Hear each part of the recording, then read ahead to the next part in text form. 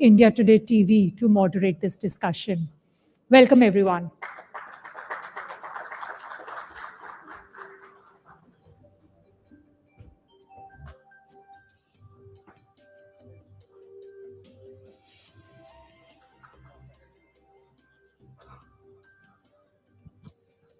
Good afternoon, everyone.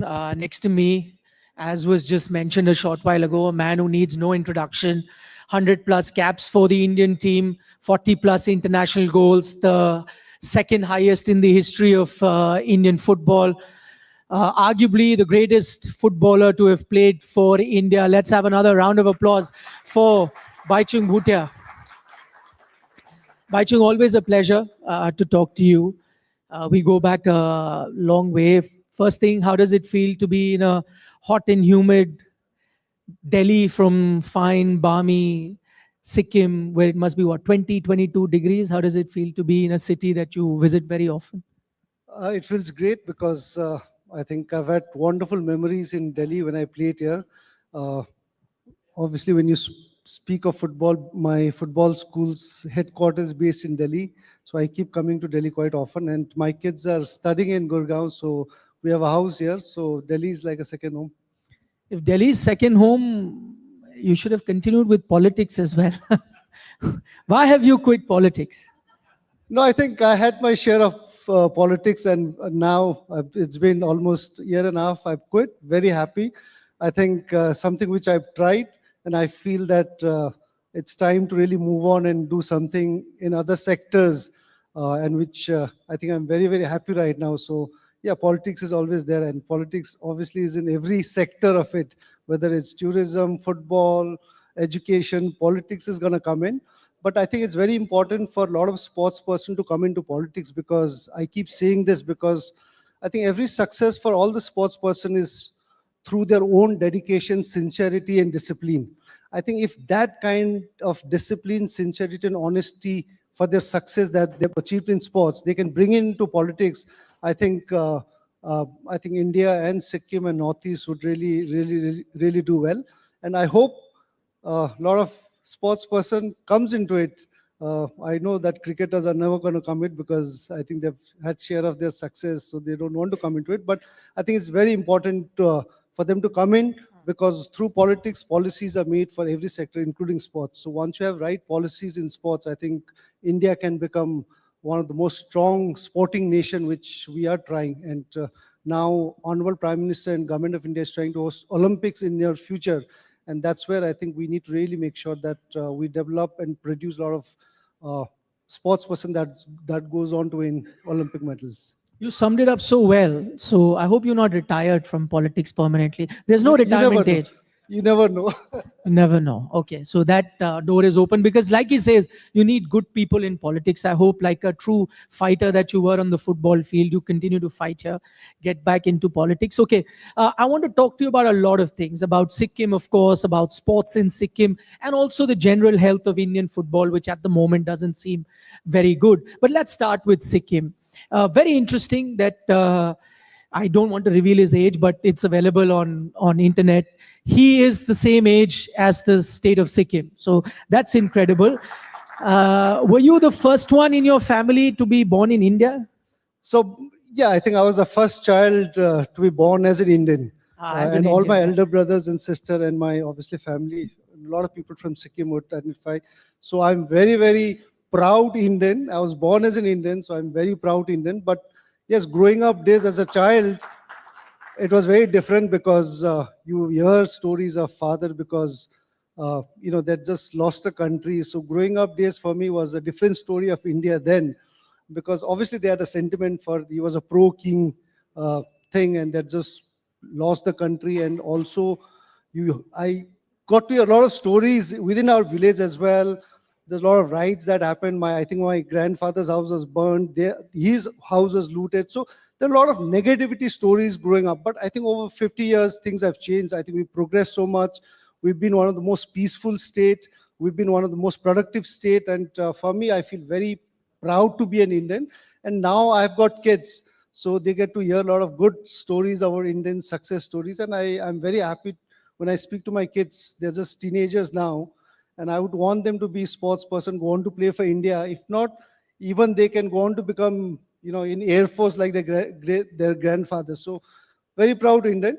But yes, growing up, listening to a lot of stories through my father, I think I had a very different picture. But I think life has to move on, and everybody now, I think in Sikkim, all the Sikkimese people are, I think, very proud to be part of India, and we progress and develop so much. Right. So you're actually the perfect example of that transition. Bhaichung himself, he's seen it from his father to himself and now his son as well. I'll get to sport. That's your forte. Northeast per se overall has been that region in India that's contributed immensely to sports in India. Where do you see Sikkim's contribution? Because you've got other states, neighboring states, that on the face of it seem to have done better. You've got Manipur and Assam that has a rich legacy. Of course, Sikkim has produced footballers and boxers, but where do you see the future of sports in Sikkim? No, I think for us, Manipur sets up such a high standard for all the other northeastern states to catch up. But I think Sikkim over the years have always contributed for sports in India in a smaller way, but there has always been, especially in football. If you look at from the 70s, I think we had Jerry Basi that went on to play for India. Then 80s, 90s, we had Pem Dorji. Then I played for quite some time. And now if you look at the current generation of Indian players from Sikkim, we've got Ashish Rai, we've got Lachenpa playing. So that contribution has always been there in football. Just not football as well, in other sports, like we've got Tarundeep, who's an archer, Olympian. He's been, last Olympics, he was part of the Olympic team in archery, in Asian Games as well. So there has always been a contribution for sports in a smaller way when you compare with other Northeast, especially Manipur. Obviously, we've got a long way to catch. But I feel that there's always scope for us to improve, and there is potentials. But yes, we'll have to do a lot of work. See, the simple question is, and I'm talking as an Indian, even when I was coming in, everyone's asking me, why can't Sikkim give us 10, 11 Bhaichung Bhutias? That's what we need at the moment. I think it's possible, I think. But yes, again, if you look at Sikkim, sports is very, very popular, especially football. And I don't know, you should visit Sikkim during 15th August time, and a lot of people are here from Sikkim. Every village, every corner of Sikkim, there is a football tournament along cultural event going on. So a lot of the village people even would not know what is 15th August, but they know that it's a football and a cultural thing. So for us, I think in Sikkim, what is happening with a lot of our sporting events, we are celebrating as a festival, because that becomes a festival, 10-day festival. We have Governor's Gold Cup. All of us look at as a big festival, football plus cultural thing. But it's important at the same time, with the festival, the popularity is very important. But at the same time, parallelly, we should make sure that there's a development program going on as well. So 10 days of 15 August of culture and football, after that, nothing happens. We need to look into Grassroot to make sure that they're playing every week, competing every week, which is more to copy from a European football structure, sports structure, so that the Grassroot football or any other sports, there are kids competing, training every week. Every weekend they're competing and competing. Through the weekdays they're training. And it's just not for Sikkim, but I think overall, if you look at football culture in India, I think that is the system we need to bring in. But unfortunately, I think I'm with Federation, I'm in executive committee meeting through elite sports person. The difficult and sad part and the sad reality is, I think we need to still make sure that we have Vision 2047, but just keeping it Vision 2047 in paper is not going to work. The work has to be done in the grassroots level. So I think that is where, and it's not very costly at all. It's just making sure that you're organized, because every school, every government has got sports department, they've got physical teachers, physical education teachers there. So it's just about organizing and making sure that the grassroots kids are getting to play every weekend within their own villages, and maybe twice a week they're training through one of those physical education teachers, so that the process is not just for 10 days of competition, finish it. And you need to have a longer period. That's what exactly a lot of community works are done in Europe, and that's where a lot of players are produced for a lot of big clubs. Okay, because you touch upon Indian football, and that's also an area of interest that I want to speak to you about. I'll get back to Grassroot, I'll get back to Sikkim. You talk about Indian football having a Vision 2047. It's been more than 2 decades I've covered Indian football. I remember Sepp Blatter, the FIFA president, come here in 2012, say India is a sleeping giant, and maybe 2024, 25 we'll be playing the FIFA World Cup. We are sitting in 2025. We're still sleeping. Are you worried about where Indian football is? Because that goalpost keeps getting shifted. No, because I'm connected with football from grassroots to even, right now, again with Federation, I had my own football club in Sikkim once upon a time, which is still there in a smaller level. And with Bhaichung Bhutia Football School, we are the biggest grassroots football program in India with more than 6,000 kids training every day. So yes, there is a worrying factor. I'm in the Federation, we obviously have a lot of debates and discussion. And sometimes it's very difficult to convince people within the federation to really make sure that we need to make sure the football, in the grassroots is done seriously. But you try and put a lot of restrictions are something which is very, very difficult, which is not nice. First of all, to start an academy, they're asking you to get licensed to it, which is, we want kids, more and more kids to come and play. We want as many academies all across India to come and play. So if you put on restrictions at starting an academy, getting certificate to play, and then if your kid is from any other state, you can't play in that particular state, represent another state. So you're trying to cut down a lot of talent. And I'll give you a biggest example of a girls under 15 team. So I think few years ago, Lakshadweep won the under 15 sub-junior girls championship. The entire team of Lakshadweep were the girls from Haryana. So the Haryana girls actually went on to play finals with them. So this remaining 20 girls, they were not selected, they were talented because the state had such a huge talent. So 20 players from Haryana were already selected. So the remaining girls, so they decided to go and play for Lakshadweep. And in that tournament, Lakshadweep played against Haryana and they went on to win. And some of the girls went on to play for India right now. It's an incredible story. Some of the girls went on to play for India right now. Now, when you come in the federation and put restrictions saying that you are from Haryana, you are from Manipur, you can't represent certain state, then you're cutting out a lot of talent. Because if you look at Northeast today, we don't have great academies because a lot of the players have to come out of Northeast and play in academies in Delhi, Bombay or Bangalore. You've got Reliance academies, you've got, Tata Academy. So the Northeast states have challenges. It's very difficult to run a club and an academy because there's a huge cost. So when these kids, talented kids don't get that opportunity in Northeast or for example, Jharkhand, there's no football. Jharkhand today in sub-junior girls and boys, they have the maximum number of players playing for it.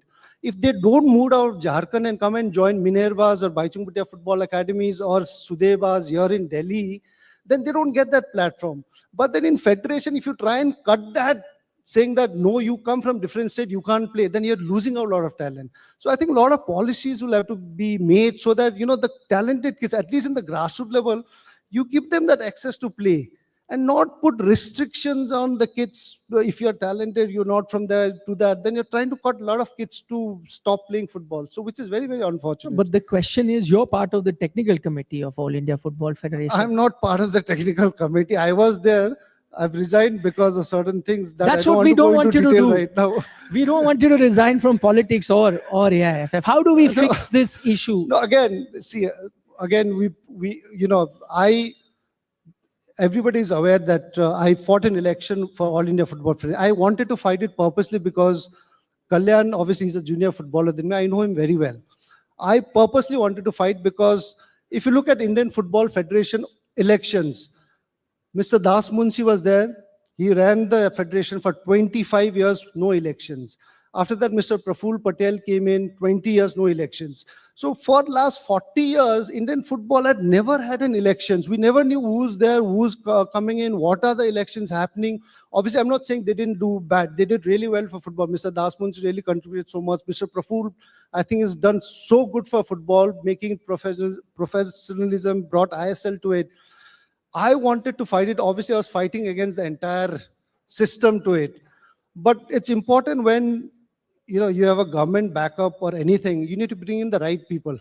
The government obviously wants sports person to come into federation. We've got a Supreme Court case going on as well. And it's great to see that central government is pushing a lot of sports person to come into the federations and associations. But at the same time, when you back it up, you need to bring in players with that credibility, experience to make sure that your sport or your association or your federation grows. I think with Kalyan, we obviously now a lot of people who's helped during that time in the government are regretting how disastrous it has been.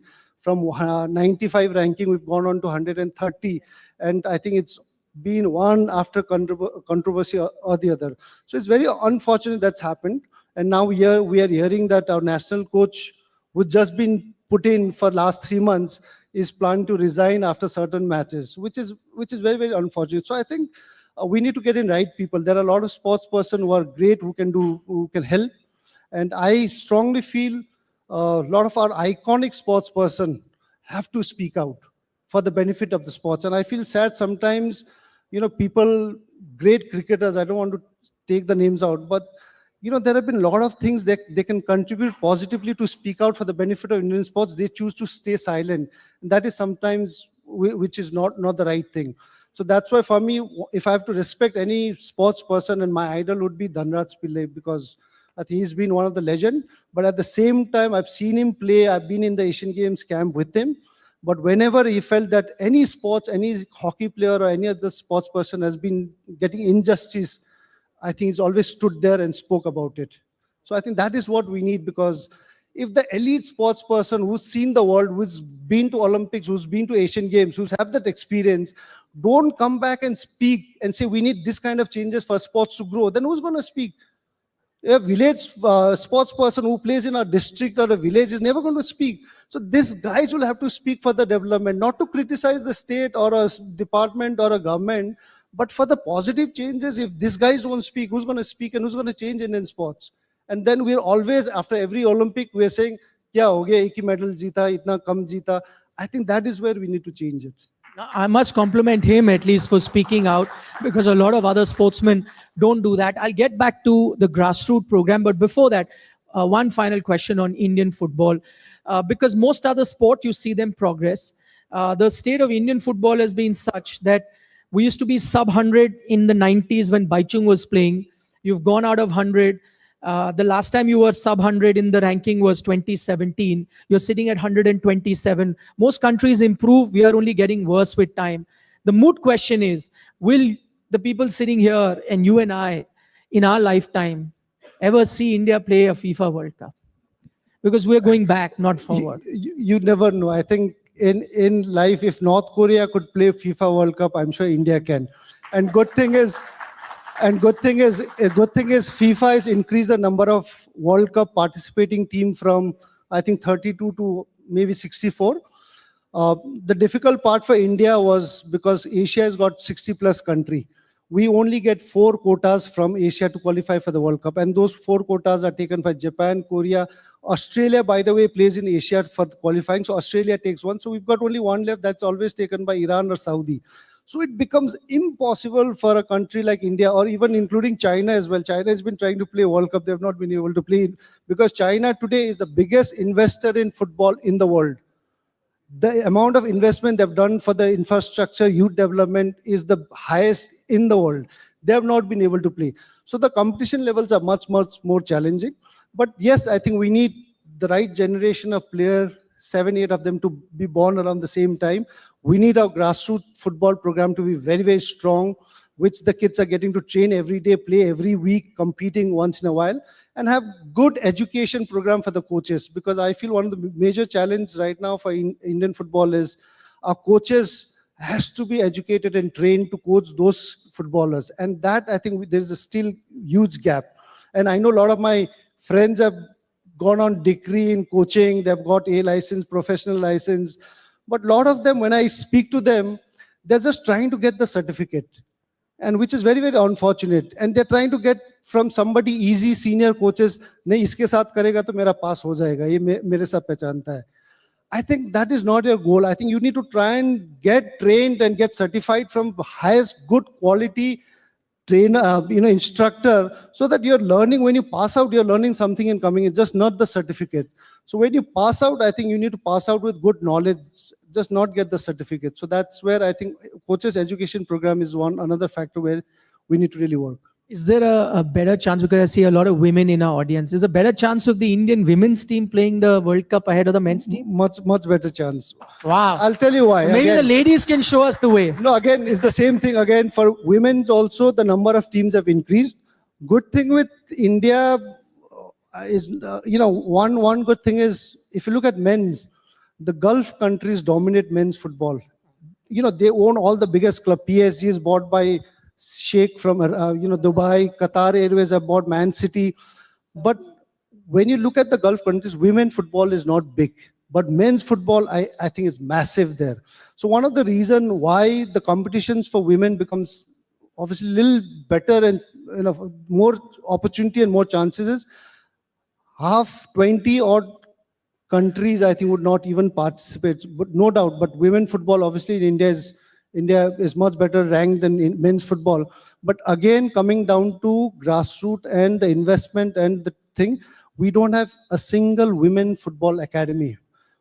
Bhaichung Bhutia Football Schools is the only one residential football academy for girls today in India. But we don't have for girls in that level who goes on to play for Indian Women League. So I think that is where we need to make sure that lot of federations, lot of academies will have to come and invest in girls football in that elite level, so that your coaches in your training and your competition level is much more higher. And I feel that women football has got much more better chance to play World Cup than men's football. I mean, that's been the case of Indian sport for the last few years, is the women winning more medal at the Olympics as well. But in terms of, you said grassroots is another thing that you have to concentrate on. You have to do a lot of things when it comes to coaching education. I know that you do a lot through your Bhaichung Bhutia football schools, pan-India, but focusing especially on Sikkim. What are the steps that you've taken as a sports person of repute to ensure that these little issues are sorted in the state of Sikkim at least? I think in terms of Sikkim, because our geographical location, the landscape becomes very challenging to really start your own football academy. In fact, I've just bought 15-20 acres and we are setting up a nice sports excellence center in Siliguri. Now, to do that in Sikkim becomes very difficult, because first of all, to get that land, and then again, the investment in just making a football ground is huge. So the challenges in Sikkim to create infrastructure is very difficult. I think with Sikkim, I had United Sikkim Football Club. We were the second professional club from Northeast to qualify for I-League, which is the highest league in India. Lajong was the first one. And, through that, because those days ISL wasn't there, and I brought in investment, but it's very difficult to run a football club in that level to compete with best of East Bengals and Mohun Bagan, because we don't have corporates there. We don't have huge sponsors, corporates to sponsor the team. So I could only manage it for 3 years. And during that period, the budget of the club used to go around, because we were playing the highest league, competing with Mohun Bagan, East Bengal, and the big clubs around India. Our budget was around 3 to 4 CR, and obviously other big clubs were huge.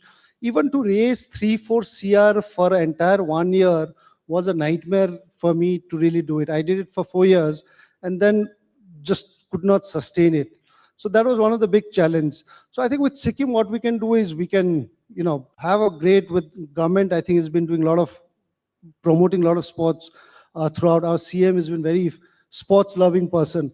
But at the same time with Sikkim, what personally I think to invest and bring it, like what I've invested in Siliguri or other place, becomes challenging in Sikkim.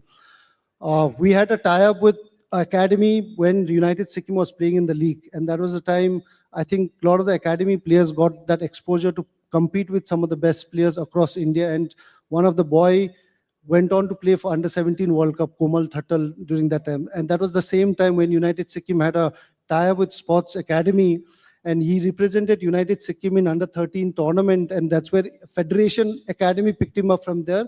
And then within 2 years went on to play for Under-17 India. He was the first. So I think those kind of initiative has to be done. I think with Sikkim, what is happening is there's a huge interest with sports and football. Now we have to differentiate between the festival, because we take everything as a festival. There's a football tournament in my village. It becomes a festival in my village in Tingitam with cultural program. That is great. But at the same time, as I said earlier, we need to have a parallel development programs going on. with the schools in villages in different parts.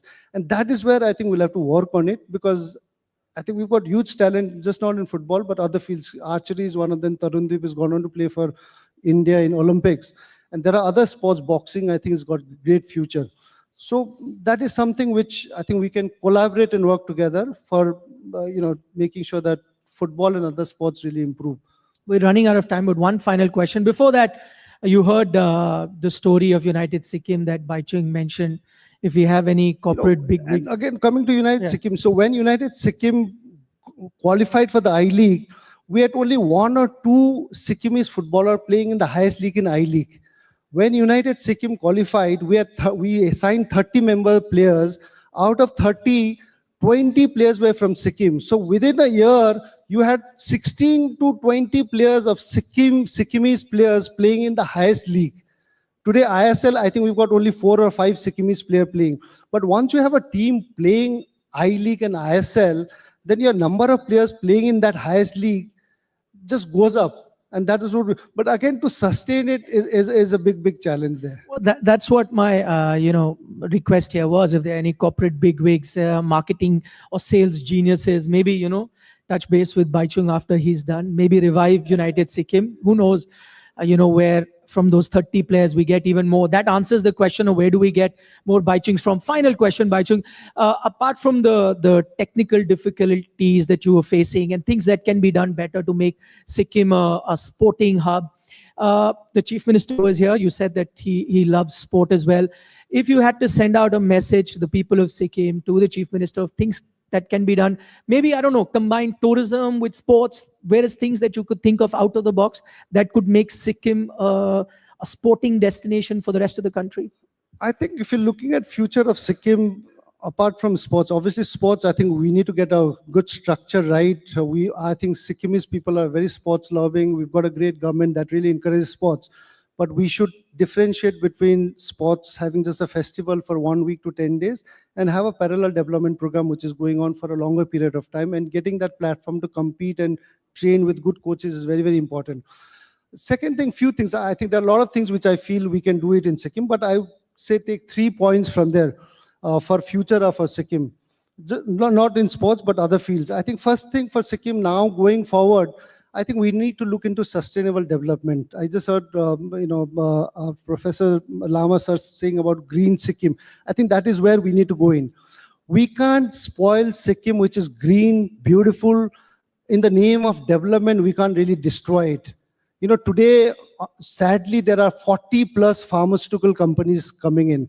We've got 30 plus universities in Sikkim. Sikkim is a 6.2 lakh people. It's very important that we bring in development on a very sustainable way. In the name of development, we can't destroy our forests, we can't destroy our culture, identity, which is very important. I think there's going to be huge influx. So I think that is where we need to really go and make sure that our development is through sustainable development. Another thing I would see is, I think Sikkim today, in terms of birth ratio, I think fertility rate, we are very low. We are just 1.1, which is one of the lowest in India. What scares us is because of fertility rate for all the Sikkimese, we've got 3 communities, the Bhutia, Lepchas and Nepalese. For us in Sikkim, we've got the lowest fertility rate today in India. So what happens is we might start losing our culture and identity with that, because demography is going to change, or through development, we have a lot of influx coming in. It's very important for any of us to make sure that our identity and culture is preserved. Within Sikkimese as well, if you look into Bhutia community, I think we've gone minus in terms of fertility rate. So that it is that bad. So I think that is where we need to make sure that our culture identity is saved, respecting obviously country. Everybody has to make sure that we are a proud Indian, but at the same time, also make sure that we are proud Sikkimese and respect and save our culture and identity, which is very important. Third is, I think through sports we can change, because Sikkim again has got a lot of great things. We are a very peaceful state. We are a green state. We are one of the most developed state per capita. We are number 1. But there are 1 or 2 negative side to it, which is Sikkim is one of the highest in terms of suicide rate for over a decade now. It's been there for a very long time. And this is where we've really got to tackle and handle it well. And that can be done through, I think, sports programs. So no matter we are highest in per capita, we are such a developed state, but somewhere down the line, our youth today, I think, are committing suicide, and we are number one in India today in terms of suicide rate. And that is where that challenge is through sports or through different programs. We need to make sure that our youths are, empowered, and they can stand and they can start working, and not try and only make sure that they're spoon-feeded. So we need to make sure that their talent is utilized, and that can be done through sports. So these are a few things, I think, which we have to tackle. But otherwise, I think Sikkim has been one of the biggest example to a lot of states across India. And as everybody I've been hearing from morning, we are we are organic state. With organic, obviously, there are a lot of challenges that has come in, because I come from a farming background. Once we become organic, our data in government of Sikkim and government of India is our agriculture production has come down heavily. I did my schooling. My father did my schooling through cardamom cultivation. He used to, get cardamom, sell it, and pay our education. Today, cardamom, we were number one production of cardamom, but somehow through some kind of thing, we're losing completely. So I think government will have to do a lot of research to bring back, agriculture. Through pharmaceutical, that has come so much. We've lost some of the best rice field, which is some of the most beautiful, paddy fields across Sikkim. So I think these are the things where we need to make sure our generation is focused in agriculture, which has been our main source, and tourism. That's where I think if we can have a sustainable development for Sikkim would be great. All right, we're completely out of time, but these 3 points really sum up that Bhaichung is not just a sporting icon, but a great ambassador for the state of Sikkim, just the way he summed up all the problems that they're facing. Thank you so much, Bhaichung, for taking our time and speaking to us.